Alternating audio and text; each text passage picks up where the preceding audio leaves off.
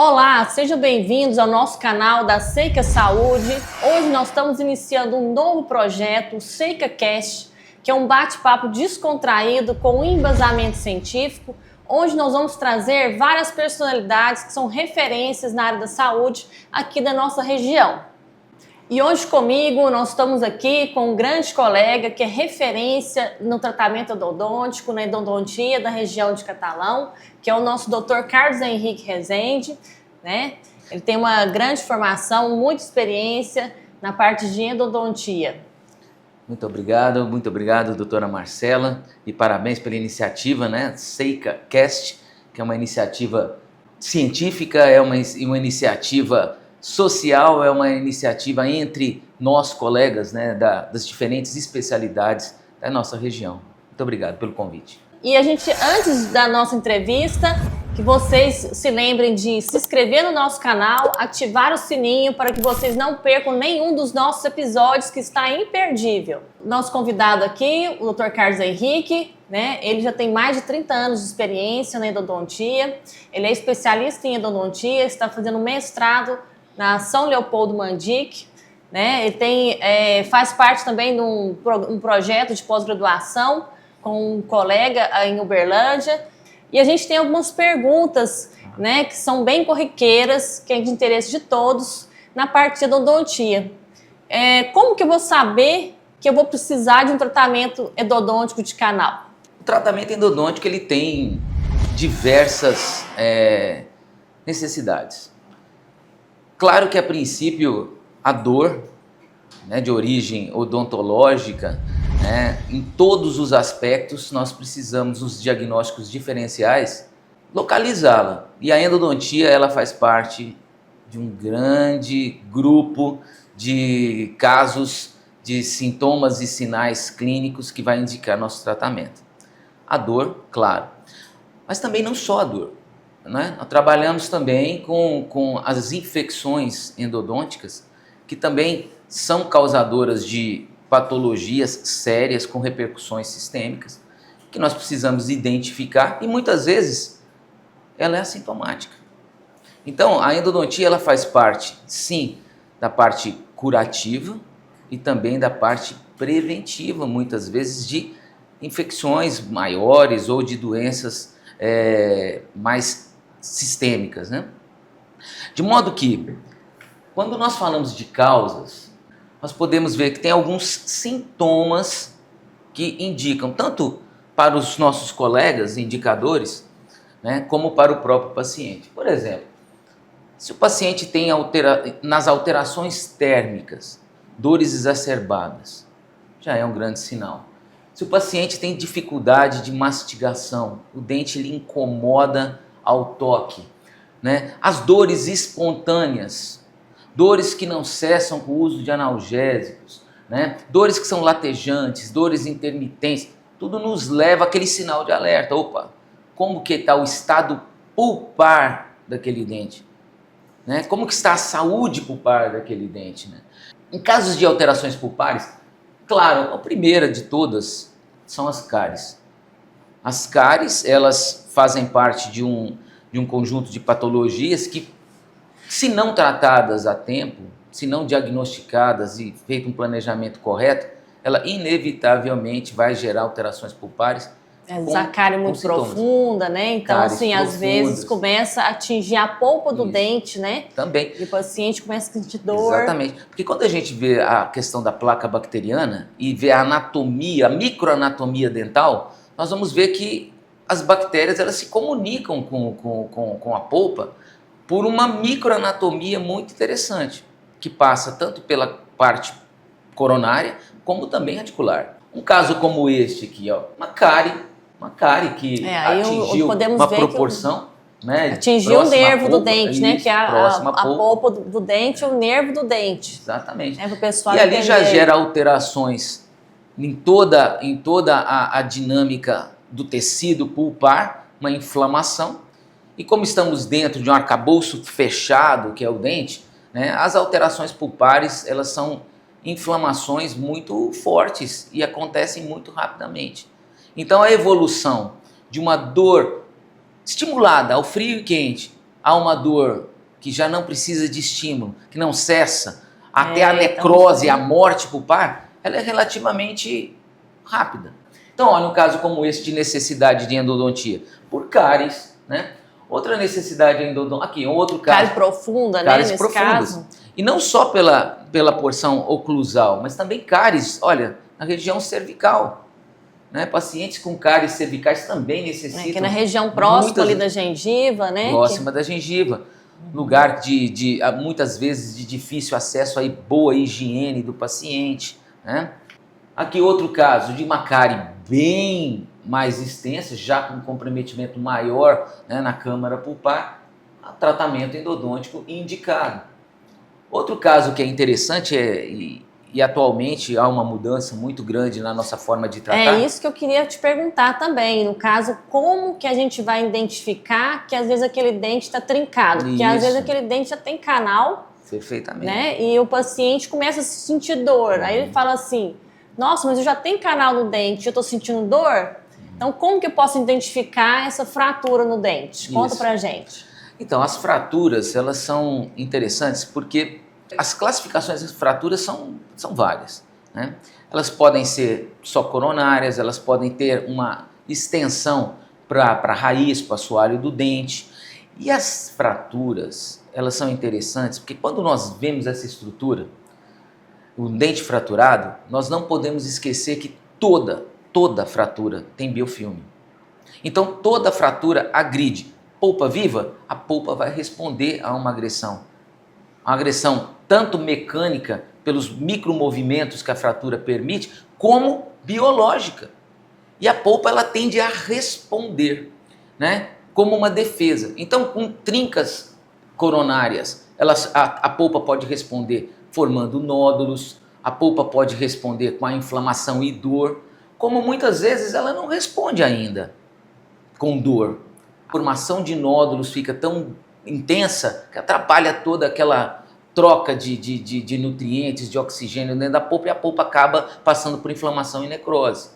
Mas, na sua pergunta, como identificar a trinca? É um leigo identificar se, nossa, meu dente quebrou, está trincado. Nós temos a avaliação clínica, que nós vamos passar, eu vou passar para você daqui um pouquinho, mas temos também a avaliação imaginológica, que é importante.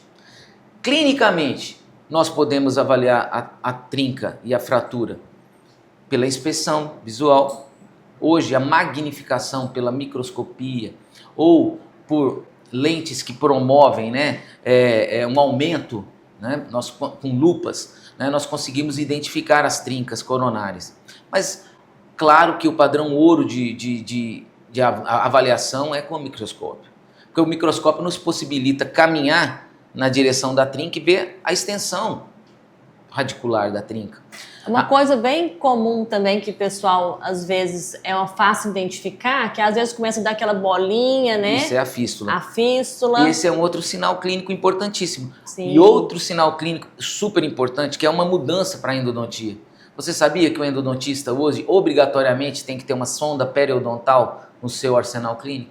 Por quê? Porque toda fratura, toda trinca, fratura vertical de raiz e trinca, ela apresenta pontualmente, né?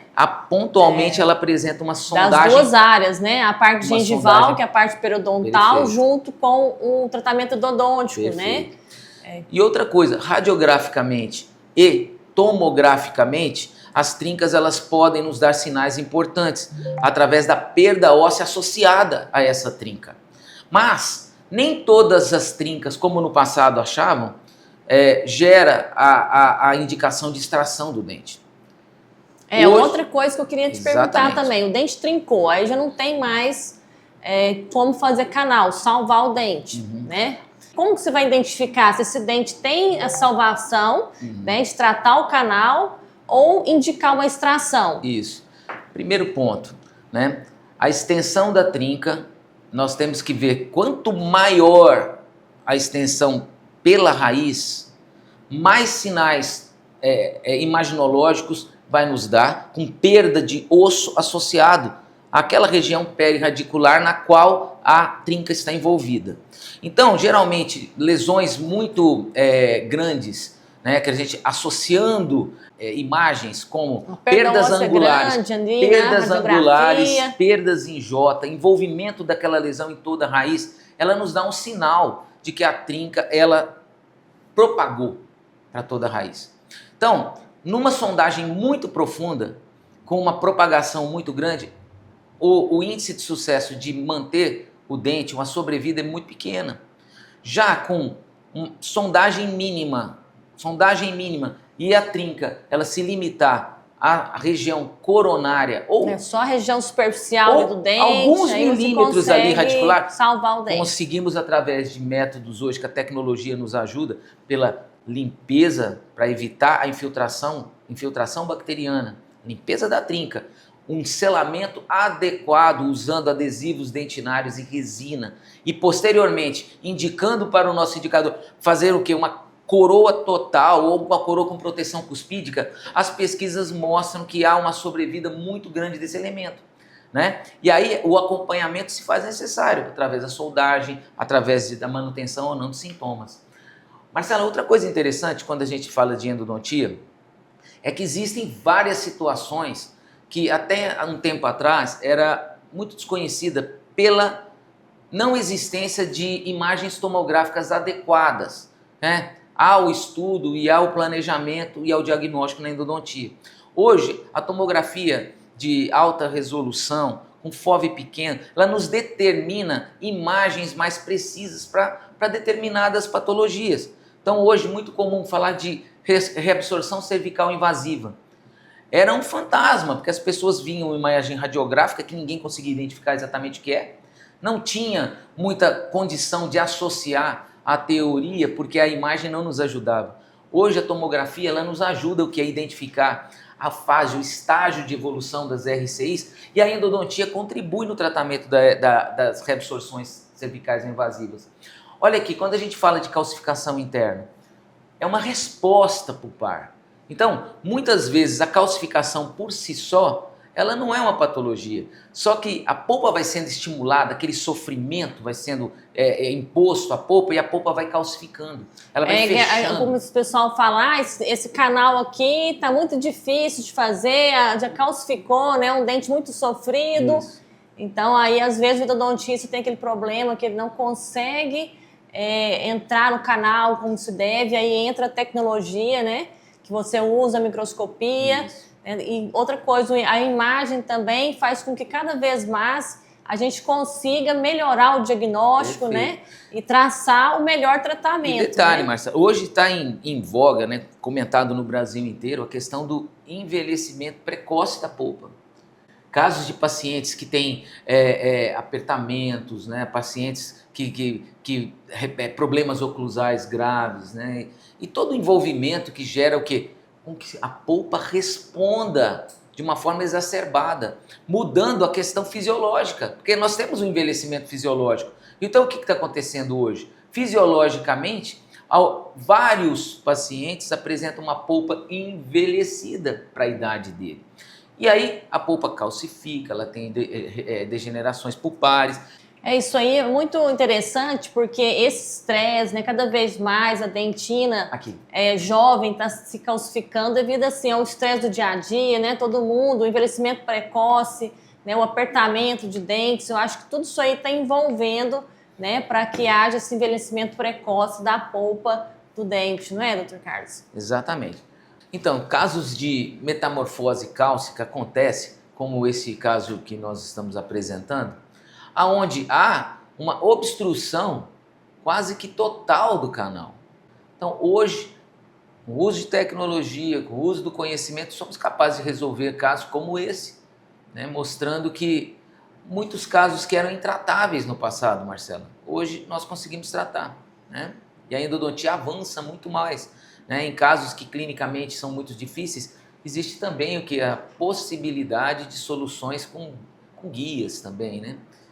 E no caso assim, de crianças, adolescentes que ainda estão com a polpa aberta do dente, né? Como a gente pode identificar esses casos de fratura? Como um caso como esse, recentemente vindo ao nosso consultório. O trauma dentário ele gera vários problemas, tanto a nível de fratura coronária, como de fratura radicular, como de avulsão, como de luxação, subluxação, enfim. Em todos os casos, a endodontia pode colaborar. Primeiro com a orientação, né? Qual que é o manejo adequado, por exemplo... O que você orienta nesses casos aí, né? Exato. Porque a criança pula, né? Vai, corre, tá com dente permanente, ainda numa fase ainda que não tem maturidade, né? Isso é importante, alertar os educadores que se acontecer na escola e os pais, né? E também, você acabou de falar, as pessoas que trabalham com esse tipo de entretenimento infantil que podem acontecer acidentes, né? Então, primeira coisa, o tempo. Olha, para toda resolução biológica na endodontia, em caso de trauma, o tempo faz uma grande diferença. Um dente que é avulsionado, a criança cai, o adolescente cai, e o dente ele é projetado para fora da boca. Primeiro, o tempo de reinserção no alvéolo é muito importante. Então não pode demorar. Avulsão, no caso, quando o dente sai, né, da boca, Sai né? da O dente boca. permanente voa, Isso. avulsionou. Avulsionou. Né? Ou para frente, às vezes é como ele tem uma pancada, né? Bateu e o dente mudou de posição, não é? Manipular aquele dente com maior cuidado, né? Não colocar em qualquer coisa, né? Geralmente a melhor forma que nós temos de levar o dente até o dentista correndo, né? Pegando na coroa, sem pegar na raiz, né? Tirando aquela sujidade maior com água corrente, ali pode ser água corrente, mas sem tocar na raiz, né? A melhor forma de todas é um leite, é o soro. A gente dentro falava da muito... boca, não, porque muita gente falava Sim. assim, vou guardar dentro da boca para guardar o dente para depois ser reinserido. Poderia ser, mas geram riscos, porque qual que é a situação do acidente? Em que condição está aquela criança ou aquele adolescente? Às vezes o estado emocional da criança faz com que ele guarde dentro da boca e engula. A gente não sabe qual... Se orientar sempre fazer isso, pode ser que dê alguns problemas. Sim. Então, o leite, o soro é adequado. Nunca colocar em antisséptico. Nunca raspar a raiz, em hipótese alguma. Não ficar passando, limpando a raiz, isso. ou colocar em antissepelisterina, cepacol, esses aí, nada, né? E Só detalhe, o soro ou leite. Marcela, a reinserção no alvéolo pelo dentista, né, com um tempo menor que 30 minutos, o índice de sucesso da manutenção do dente mais rápido possível, melhor, né? É muito bom o índice de sucesso. Agora, passando a cada minuto, depois de 30 minutos, o índice de sucesso vai diminuindo, porque é muito comum ocorrer reabsorções, que ao final acaba gerando a perda do elemento dentário com o passar do tempo. Se o dente, como a doutora colocou, ele não tem toda a raiz formada, quer dizer, risogênese incompleta, é uma forma, é um protocolo, são procedimentos diferentes da raiz já formada. Enfim, e a fratura? Investigar se houve fratura coronária, se houve fratura radicular, tudo está dentro do âmbito, a contenção, né? Tudo dentro do âmbito da endodontia. Olha aqui, ó, esse caso é um caso de trauma. Esse dente era para ser extraído. Por quê? O menino, ele fez tudo errado. Demorou colocar o dente, não colocou o dente da forma, não armazenou o dente correta, de uma né? forma adequada. E o paciente chegou naquela condição com o dente praticamente perdido. E a endodontia conseguiu acabar com a infecção, manter uma saúde, né, óssea para aquele menino. Ele vai perder esse dente com o passar dos anos? Vai, mas o que vai ter em substituição àquela raiz? Osso saudável. Sim. Que vocês implantodontistas vão adorar receber para poder promover a reabilitação. Então, de qualquer forma, a endodontia colabora em casos de trauma de uma forma bastante importante. E no caso da endodontia, a nossa função é combater a infecção. Então nós temos o quê? Inúmeras estratégias, porque quando se fala de infecção, fala disso aqui, Marcela, olha, de abscesso, de biofilme. Tanto que tem várias reportagens que mostram, né, às vezes um dente com infecção, principalmente próximo ali da região respiratória, o paciente deixou aberto, não fez o tratamento endodôntico. Perfeito. E teve, às vezes, até uma sepsemia, um alvéolo ali. O combate à infecção endodôntica cabe a nós, endodontistas. Então, nós temos inúmeras estratégias e hoje em dia a tecnologia nos ajuda demais, né? Houve uma melhora muito grande, tanto na instrumentação e hoje, o que é mais importante, que é discutido em todos os congressos do mundo, né, é a questão das estratégias de desinfecção com agitação de diferentes soluções irrigadoras e soluções antimicrobianas. Antigamente tinha aquela liminha manual, né? Que ele ficava assim, abria o canal, limpava, mandava para casa, depois limpava novamente, né? Então, com essas novas tecnologias de limpeza do canal... Há uma né, verdadeira hibridização de técnicas. Revolucionou a parte odontológica. Há uma hibridização de técnicas, né? Hoje nós trabalhamos muito com insertos ultrassônicos que são criados, estudados, né? Com a ajuda da engenharia também, que entra dentro do canal e faz aquilo que precisa. Então, por exemplo, hoje o ultrassom ele é usado em todas as etapas operatórias da endodontia. E outra coisa legal que você faz, você já abre o canal e já termina na mesma sessão, né? Isso aí diminui bastante também o risco de contaminação, né? Já resolve o problema, muito né? Importante, Marcia, porque nós trabalhamos numa microanatomia contaminada. Então não é apenas a luz do canal principal, tem toda uma microanatomia. Então, quanto mais estratégias de desinfecção com uso correto, né, da tecnologia associada às nossas soluções antimicrobianas, né, nós temos mais altos índices de sucesso. Então, olha só, nesse caso, região de istmo, um molar que tem uma raiz, 3 canais numa raiz mesial, quer dizer, um canal médio medial ali, uma anatomia difícil, e istmos completamente lotado, né? A bactéria está de biofilme. Fazendo uma festa. Então, ali, hoje né, o endodontista ele precisa de ter em mãos o quê? O conhecimento que isso existe, diminuindo o máximo possível a carga bacteriana, né? Para que haja sucesso, para entrar no limite da saúde, né? Se esteriliza canal? Não se esteriliza canal. Mas, entretanto, um número de bactérias viáveis abaixo de um limiar, que a gente chama de threshold, né? Ele permite ao nosso organismo reparar os tecidos e manter a saúde do tecido. Se você o quê? Consegue fazer uma boa obturação, uma boa desinfecção, quer dizer, todas as etapas do tratamento endodôntico bem feito vai resultar o quê? Numa possibilidade de saúde, Sim, com o reparo dos tecidos perirradiculares. Então, e quando, por exemplo, a gente está com uma lesão, né, na radiografia, só tomar antibiótico vai conseguir tratar aquela lesão no ápice do dente? Ou qual que é a estratégia melhor para poder curar aquela lesão endodôntica lá no pé da raiz do dente aí? Marcela, é muito interessante para todas as pessoas que estão assistindo entender que quando nós olhamos uma imagem radiográfica ou tomográfica e visualizamos aquela lesão em volta da raiz, a infecção, a presença de bactérias, na grande minoria das vezes está dentro daquela lesão. Existem alguns casos específicos de haver bactérias dentro da lesão. Um dos casos é em casos de abscesso, podem haver. Entretanto, em mais de 90% de todos os casos que há lesão, as bactérias estão dentro do canal. Até o quê? Até o limite apical. Então, só medicação via oral não vai curar, resolve, né? Tem que fazer o tratamento dentro do canal, levar a medicação lá dentro da lesão para que consiga sanar, né? Em apenas de 5 a 6%, segundo as pesquisas, a infecção ela é extra-radicular. E quando a lesão é extra-radicular, a endodontia também consegue trabalhar. Olha que interessante esse trabalho, professor Siqueira, que ele mostra, né? E esse é um trabalho muito importante para vocês endodontistas ou para quem gosta de fazer endodontia. A endodontia, ela tem, segundo o professor Siqueira, um índice de sucesso de 99,8% de todos os procedimentos endodônticos. E ele faz um cálculo simples, parece até inocente, mas não é. Olha só, vamos pegar 1000 dentes com lesão. Desses 1000 dentes, 90% dos casos, a endodontia simples, ela tem sucesso. Em 90%. Então, de 1000... Então, é bem alto, né, o índice de sucesso quando faz um tratamento odontológico, né, bem feito, alto. Né? Por quê? Porque a grande maioria, o biofilme está o quê? Intraradicular. Então, vamos lá. Em 1000 casos, 90% de sucesso. Então, tem 100 fracassos. Então, eu fracassei no meu tratamento.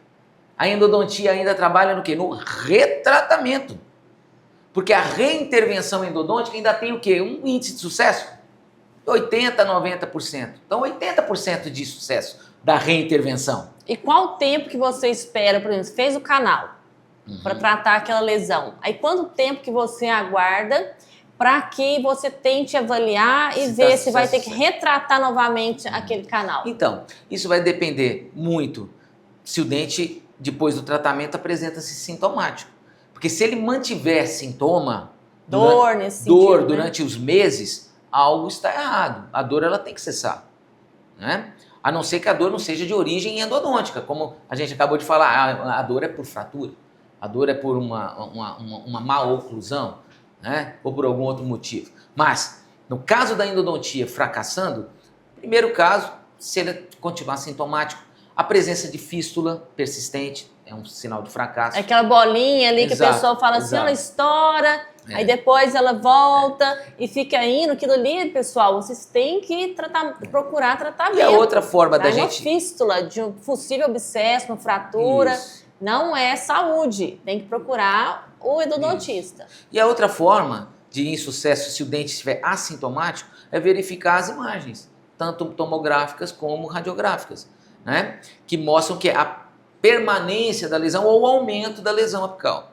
E aí, o que acontece depois do retratamento? Vamos para esse cálculo que ele é interessante para orientar as pessoas. Olha, de 1.000 dentes, 90% de sucesso, 100 fracassaram. Agora, desses 100, vamos fazer o retratamento. O retratamento, 80% de sucesso, de 100, 20 fracassos. Olha, tratei, retratei, fracassei.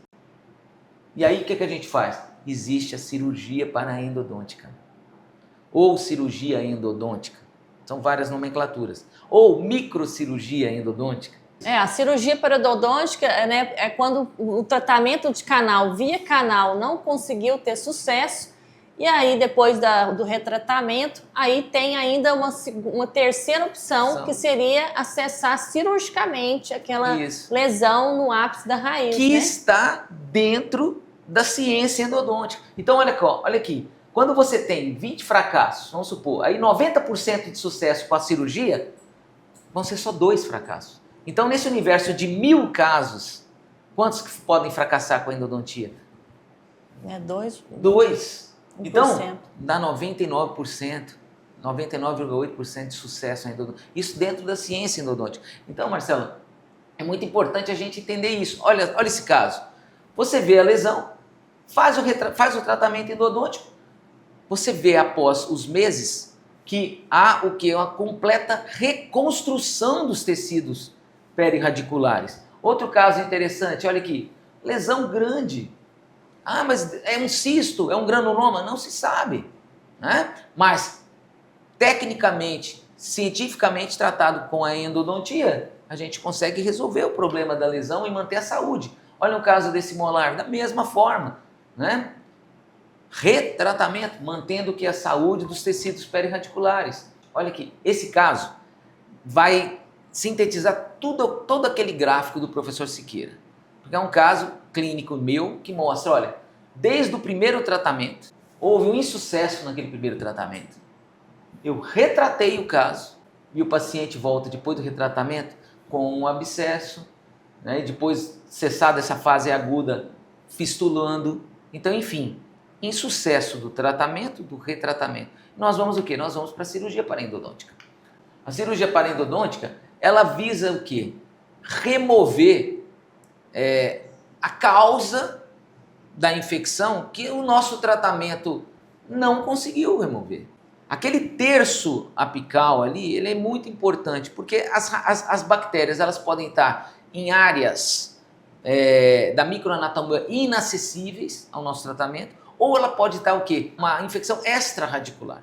Extrarradicular, não há tratamento sem ser cirúrgico. Então o que acontece é isso. E a gente observa que depois de todos os procedimentos, um alto índice de reparo. Observem só como eram antes e como o paciente se apresenta. Tá? E as técnicas de cirurgia hoje são muitas. Utilizamos regeneração tecidual guiada, né? Há todo o tratamento endodôntico via cirúrgica, né? Onde você tem um retropreparo. Antigamente, né, a paraendodôntica era bem arcaica, às vezes somente limpava a lesão ali, abria e limpava, aquele espaço ficava aberto, às vezes voltava a lesão. Sim. Então hoje, né, já faz um enxerto ósseo junto. Faz também enxerto. Tecnologias, né, fecha ali, além do tratamento endodôntico, ainda faz a regeneração óssea daquela lesão para garantir o sucesso, né? Marcela, muitos casos que são indicados para os implantodontistas ainda tem o quê? 90 e muitos por cento de chance de sucesso de manter aquele elemento dentário, né? Por muito mais tempo, com um potencial enorme de regenerar aquela porção óssea perdida. Quer dizer, o próprio organismo, né, dando conta de reparar aquela região, né? Ah, Carlos, mas e se der um problema na cirurgia parendodôntica? Ah, o dente fraturou, ah, houve insucesso. Aí sim, nós vamos encaminhar para o implantodontista numa situação clínica muito melhor, com osso formado, Sim. etc. Então, a endodontia contribui dessa forma. E no caso, fez todo o tratamento, ele chegou com uma trinca muito grande no dente. Como que você vai realmente falar assim, o diagnóstico? Não, esse que não é mais canal e nós vamos mandar para tirar o dente, tem que remover. Olha esse caso de fratura. Você vê, olha a sondagem profunda, dente com uma mobilidade enorme, né? Então já é um grande sinal. Visualmente, olha só, um dente com uma fratura, já está praticamente em 2 fragmentos. Isso é caso de extração. Então, olha, uma sondagem muito profunda, com o dente bastante infectado, mobilidade. Você vê que a trinca propagou para a raiz, para assoalho. É um dente sem... dor também na hora que ele morde, né? Ele sente dor, aquele fragmento movimenta, né? E aí tem que tirar de qualquer maneira. E esse caso também a gente indica, olha, fratura vertical de raiz. Que, olha, muitas vezes ela é difícil de ser diagnosticada, mas a gente tem o que? Olha, o exame tomográfico nos ajudando a identificar o que? Todo o padrão de perda óssea em volta do dente, ou em J, envolvendo toda a raiz, ou angular, e sem hipótese alguma dispensar a inspeção visual. Porque, olha, o padrão ouro de tudo é você verificar a trinca. Observa ali, ó. E você vê exatamente a linha da trinca. Com o quê? Com a magnificação. Então, muitas vezes o padrão ósseo parece ser trinca, mas se você não tem na sua inspeção visual, a microscopia, né? A magnificação seria a microscopia ali, o microscópio para visualizar aquele dente, né, em grande aumento, para você ver detalhes, né? Corre-se o risco de errar. Então tem casos, né, que a gente trabalha junto com o periodontista nas lesões endopério, que a lesão endopério pode ser causada, igual aqui, por uma trinca ou uma fratura vertical da raiz. Entretanto, existem casos de lesão endopério que a causa não está na trinca, então ela pode ser tratada mantendo o dente, né, pela endodontia e pela periodontia. Quer dizer, cada um fazendo o seu papel, né? Então é importante o diagnóstico diferencial, né? Muito importante mesmo. Outros casos de trinca, né, que é de dentes que nós vamos realmente mandar para extração. Dente irrestaurável. Então o dente perdeu muita estrutura, né? Teve uma cárie enorme, destruição muito grande do dente, né? Há casos de perfurações de assoalho que são tratáveis, né? Agora, quando a perfuração ela é tamanha, ou por cárie, ou por iatrogenia do próprio colega dentista, né? Ela destrói uma porção coronária muito grande, o dente fica inviável para ser restaurado. Então, quer dizer, nós precisamos, para indicar uma exodontia, hoje o endodontista ele faz o seguinte, ele fala, olha, primeiro, eu tenho capacidade técnica, eu tenho tecnologia, eu tenho conhecimento? Tenho. Eu tenho ciência embasando o meu tratamento? Eu tenho publicação científica que embasa o meu procedimento? Sim. E a outra coisa, o paciente quer. Qual é o valor do paciente? Isso, Marcela, a gente chama, sabe do quê? De endodontia baseada em evidências. Sim, então a gente precisa de, primeiro, ter respaldo científico. A gente precisa de ter um respaldo pessoal. Qual que é a minha condição de conhecimento técnico, científico para aquilo? Eu tenho estrutura no meu consultório para tratar e fazer aquele plano de tratamento que a ciência está embasando? Tem. Agora, e o valor do paciente?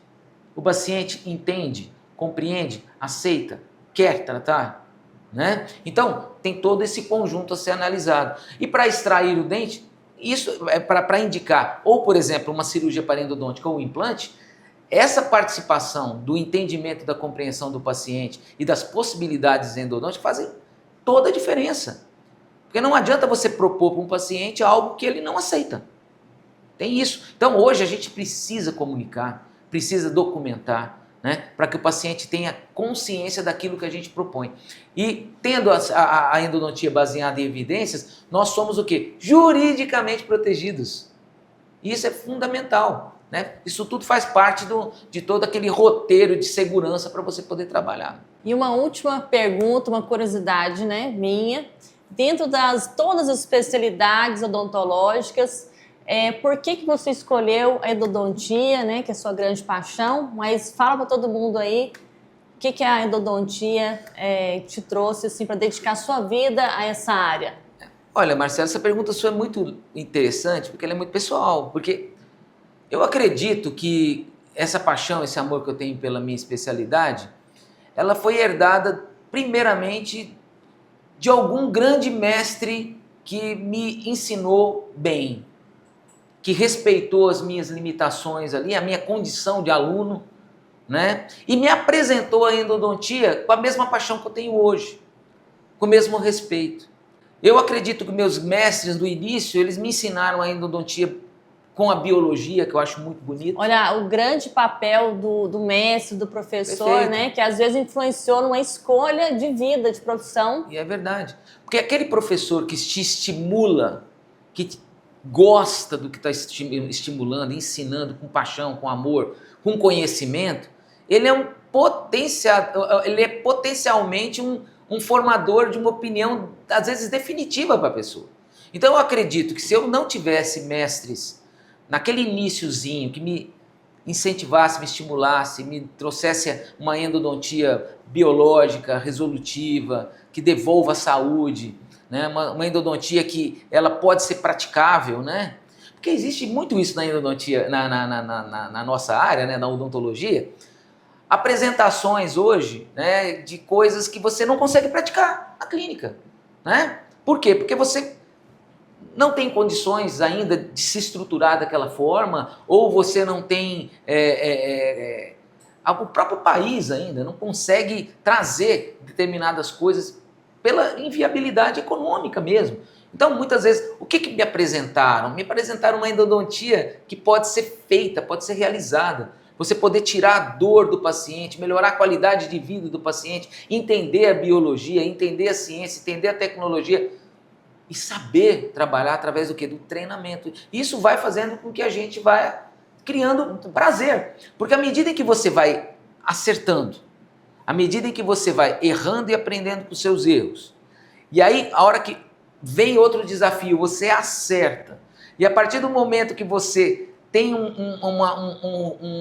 um retorno do paciente, tanto pessoal, com respeito, né, com amizade, como profissional, que é o retorno financeiro, você passa a ficar sempre entusiasmado.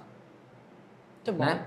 Então é por aí. Eu acho que a paixão vem disso. Nasce de um grande influenciador, né, que são os nossos mestres, né? E a gente perpetua à medida em que a gente vai procurando acertar mais e errar menos. Pessoal, gostou? Eu praticamente adorei a entrevista. Obrigado. Né? Gostaria de agradecer muito a sua presença. Vou deixar o espaço aberto para você deixar suas redes sociais, né? Os seus contatos, para que quem precisar de tratamento odontológico vá atrás do Dr. Carlos Henrique. Eu deixo o espaço aberto para você. Eu agradeço e te parabenizo pela sua intenção. Né? O Seik Study Club foi criado aqui na nossa clínica, né, para que a gente possa fazer esse estudo continuado dentro da odontologia, né? Trazer para a odontologia de Catalão qualidade, trazer para a odontologia de Catalão oportunidades de você estar sempre em contato com a ciência e com a aplicabilidade clínica. Então, parabenizo pela iniciativa de trazer, através de um podcast, um bate-papo bem descontraído. E se eu pude ajudar de alguma forma, eu saio daqui extremamente feliz. Sua rede social aí, qual que é o seu Instagram? Eu tenho o Instagram, né? Carlos_Henrique_endodontista, tá? Vai lá, clica lá que ele é aberto. Né? Todos podem nos seguir lá, apresento alguns casos clínicos e falo muito pouquinho da minha vida pessoal, mas é mais profissional.